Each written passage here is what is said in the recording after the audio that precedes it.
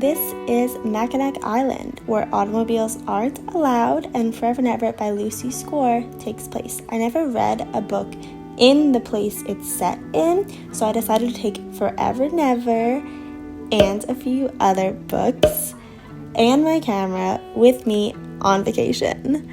So here's the reading vlog. Enjoy!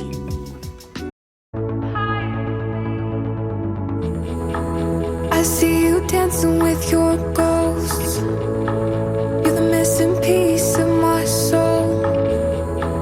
I know it scares you to come out of the shadows, but I'll hold your hand. Quick little update because I have just not been good with updating for this vlog. It is Wednesday and I've been here since Sunday. So yeah, I also have been really busy, so I haven't had a lot of chance to read this book, but I am determined to finish it. I'm on chapter 9 right now, page 70. It's like a chunky, it's like over 500 pages. So even though this book literally takes place in Mackinac Island, and that's where I am right now, I think I might just switch over to this book for a little bit because it's a lot less huge, and it's also a book that I've been wanting to read. It's What Happens at Midnight, What Happens After Midnight by K.L. Walther, and then just keep this in my bag to pull out when I want to. But as far as this book goes, it does take place in the winter time on Mackinac Island, and I am here in the summertime, obviously. So it's not the summer vibes, but it's cool because they mention the market, Dowd's Market, that I go to every day to get stuff. And they mention a whole bunch of other things that I could literally walk to. So that's been really cool. I've never been at a place the same time as reading a book that it's about, if that makes sense. This is about Brick and Remy. Remy is your basic manic pixie dream girl, I feel like, but she left the island and then came back. Suddenly she came back for some reason that we don't know yet, but she was the manic pixie dream girl of Mackinac Island, and then she left to pursue her dream to be an artist, and now she's back and no one knows why. But it's just being in her point of view, you see that there's something that happened that like dimmed her spirit, sort of. And then there's Brick, who is your classic grumpy police officer guy and he protects Mackinac Island. He's been on Mackinac Island for like 15 something years. He wasn't born and raised here, but he did come here when he was like 24, I think, and now it's like 14 years later. He is your classic grumpy guy, and it's cool because they did allude to like Remy and Brick having some past relationship, but we don't know exactly the details of that past relationship yet, or if it even was a relationship. But you can tell they both have sort of like a soft spot for each other, if that makes sense, but they don't want to. So that's kind of really interesting. I love Lucy Score's writing, so I am really loving this book. The chapters are kind of long, but they don't feel long. So I think that it's going to be a pretty good book. I definitely want to keep reading this, but I am going to take my time with reading this. It also just happened the trope where it's like forced proximity, because not only is the island only like 8 miles perimeter, but she also is now renting his extra room in his house. So, you know, that's gonna be a little forced proximity situation. It's definitely gonna be like a grumpy sunshine thing, I think. I am probably going to read maybe a little bit more of this and then start this book, What Happens After Midnight, because I love the Summer of Broken Rules. I think it was in one of my last videos, and this is like the same author, even though it's not like a sequel, it's different characters and everything, but it's the same author, and I really liked her writing. So hopefully I like this one, and I will update you and let you know.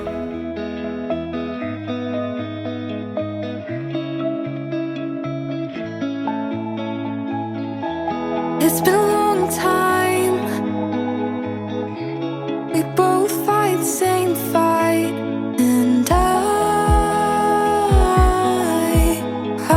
tired.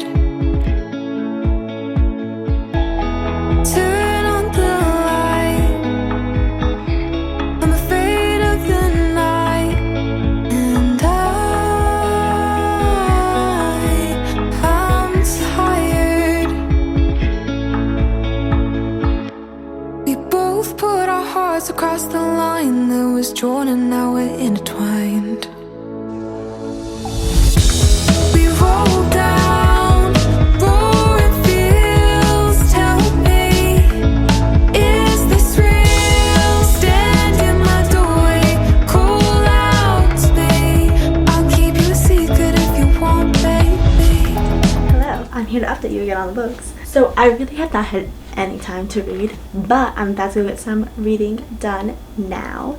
So we have Forever and Never. I've only read a couple more chapters. I'm on page 97. We're starting to get more of the backstory of what happened between Brick and Remy. I think every other chapter or something is like 14 years ago, 13 years ago, 12 years ago. So I'm guessing it's like towards the like 1 year ago mark. Maybe like here we're finally gonna get the whole story of why they're so mad at each other. But yeah, you can tell there's definitely a lot of tension between them. They're just fun to read about, even though Remy is like the classic manic pixie dream girl and I'm a little bit like meh on that trope.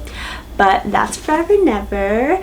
And then we have What Happens After Midnight by T.L. Walther.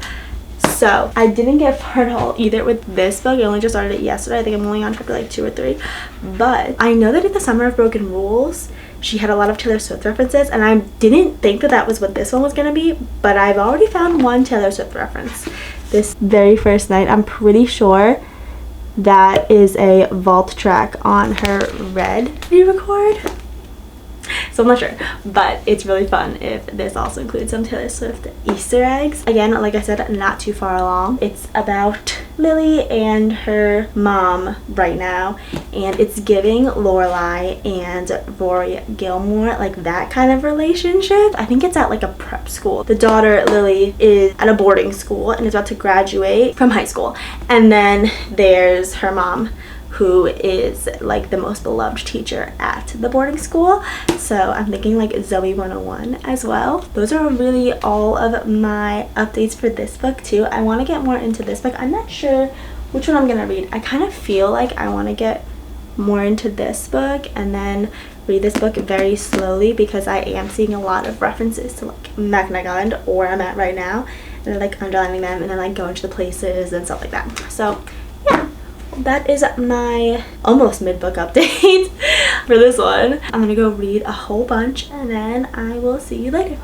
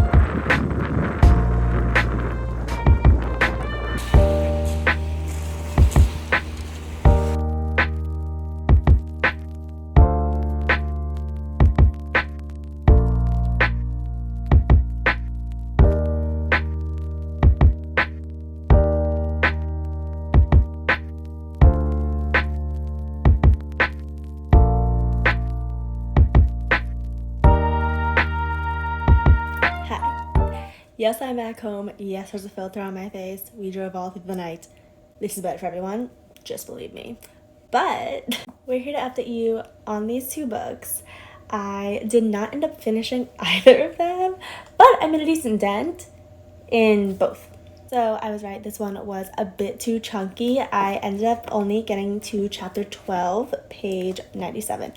But I have some thoughts. I really, really like this book, and I am definitely going to continue reading it, obviously, and it'll probably be in one of my wrap-ups. But just being where I am, I'm guessing that there was some sort of like forbidden-ish romance thing between Remy and Brick.